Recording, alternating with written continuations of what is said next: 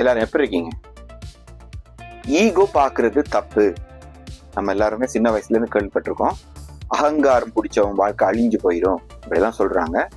But இது ஒரு வித்தியாசமான சிந்தனையா இன்னைக்கு இருக்க போது தெரிஞ்சுக்கொள்ளுங்க. ஈகோல ரெண்டு விதம் இருக்கு. ஒன்னு சொல்றது குட் ஈகோ, அடுத்தது பேட் ஈகோ. ரெண்டு ஈகோ இருக்கு. இந்த குட் ஈகோனா அது என்ன பண்ணும், பேட் ஈகோனா என்ன பண்ணுன்றதுக்கு வரலாற்று ரீதியான உண்மை சம்பவம் ஒன்று கிடைச்சிருக்கு. அதை நான் உங்களோட ஷேர் பண்ணும் பொழுது குட் ஈகோவா பாக்குறது எவ்வளவு நல்லோம் வாழ்க்கையிலன்றத நீங்க இன்னைக்கு தெரிஞ்சு கொள்ளுங்க. அதாவது 2ஆம் உலக மகா யுத்த டைம் முடிஞ்சுதா, அந்த முடிஞ்ச பொழுது இத்தாலி நாட்டுல ஒருத்தர் இருக்காரு. அவர் பேர் லம்போகினி, ஃபெரோசியா லம்போகினி அவரோட பேரு. இப்ப உங்களுக்கு புரிஞ்சிருக்கும் நினைக்கிறேன். இந்த பேர் எங்கேயோ ஒரு இடத்துல சில பேருக்கு தெரிஞ்சிருக்கும். இந்த ஃபெரோசியா லம்போகினி ஒரு விவசாயியோட பையன். ஆனா இவருக்கு இந்த மெக்கானிக்கல் விஷயத்துல ரொம்ப ஆர்வம். அந்த மிஷினை கலட்டுறது பூட்டுறது, என்ஜினை கலட்டுறது பூட்டுறது, இதெல்லாம் ரொம்ப ஆர்வம்.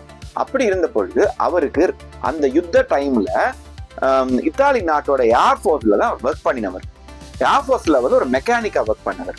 இப்போ அந்த யுத்தம் முடிஞ்சதோட, உலக மகா யுத்தம் 2ஆம் உலக மகா யுத்தம் முடிஞ்சோடனே அந்த இத்தாலி நாட்டுல நிறைய போர் தளபாடங்கள் வாங்கி வச்சிருந்திருக்காங்க இல்லையா.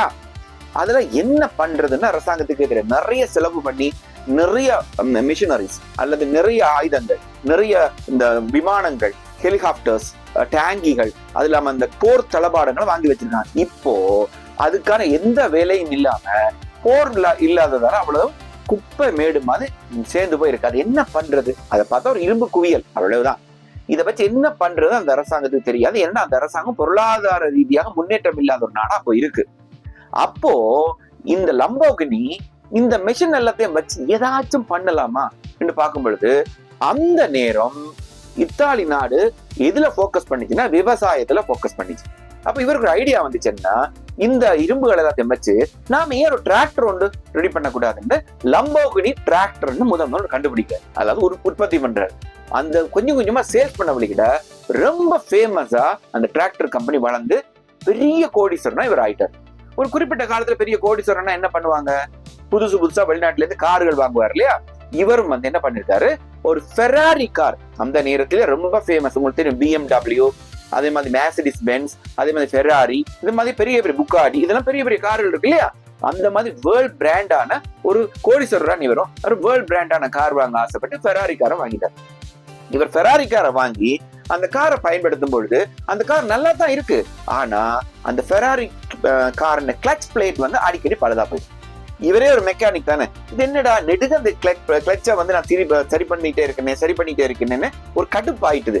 இந்த கோடிக்கணக்கில் காசு கொடுத்து காரை வாங்கி கிளட்சை நெடுக பழுதா போகுதுன்ட்டு ஒரு நாள் என்ன பண்ணிருக்காரு, ஃபெராரி கம்பெனிக்கே கிளம்பி அவர் போயிட்டு அந்த ஃபெராரி கம்பெனியோடைய MD இருக்காரு இல்லையா, அதோடைய ஸ்தாபகர், அவரை சந்திக்கிற ஒரு வாய்ப்பு கிடைச்சது இவருக்கு. அவர்கிட்ட போய் பேசும்பொழுது சொன்னார், நான் இப்படி இட்டாலில இருந்து வரேன், நான் ஒரு டிராக்டர் கம்பெனி வச்சிருக்கேன், உங்க ஃபெராரி காரை வாங்கினேன், உங்க காருன்னா கிளட்ச்ல ஒரு ப்ராப்ளம் இருக்கு, அதுக்கு சொல்யூஷன் என்னட்ட இருக்குன்னு அதையும் இவர் மெக்கானிக் தானே இவர் கண்டுபிடிச்சு கொண்டு போயிருக்காரு.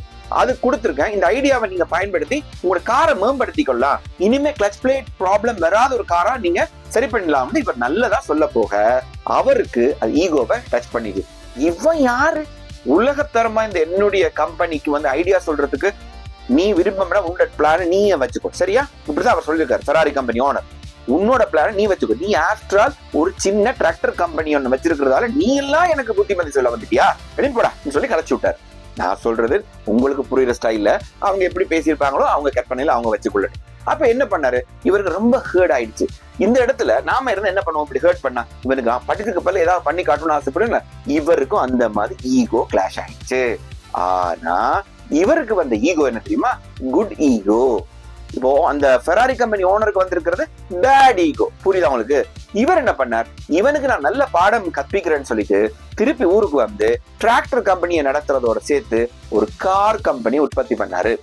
வேர்ல்ட் கிளாஸ் லெவல்ல லம்போகினின்னு சொல்லி அந்த காரை உற்பத்தி பண்ணாரு. இன்னைக்கு டாப் மோஸ்ட் கார் லிஸ்ட்ல, அதாவது உலகத்துல இருக்கக்கூடிய டாப் மோஸ்ட் லிஸ்ட்ல இருக்க கார்ல ஒண்ணுதான் லம்போகினி.